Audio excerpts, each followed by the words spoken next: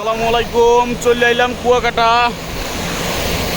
গত শুক্রবার আইছি, আবার এই শুক্রবার চলে আইলাম।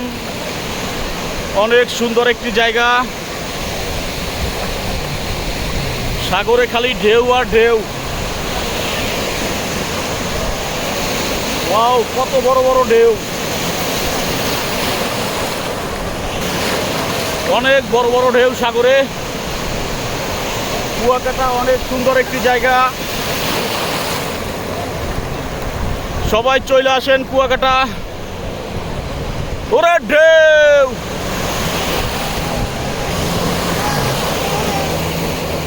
ওরে ঢেউ, ওরে ঢেউ,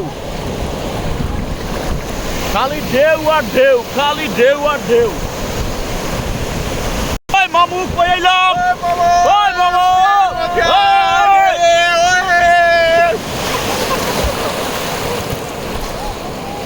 ওই মামু, ওই কি অবস্থা?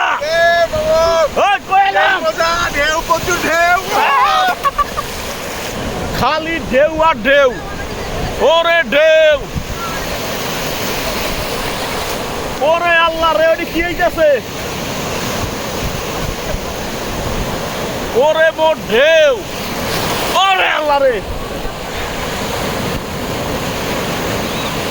সবাই মিলে চলে আইছি কুয়াকাটা।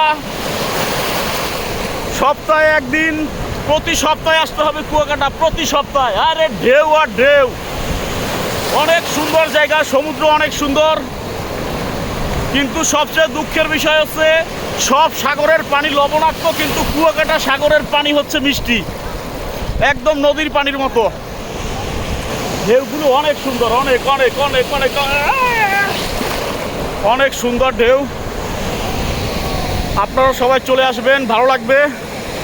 বৃষ্টি পরে, বৃষ্টির মধ্যে ভালো ভিডিও বানানো যাচ্ছে না। গত সপ্তাহে আইসা অনেক ভিডিও বানাইছি, আবার আজকে চলে আসলাম।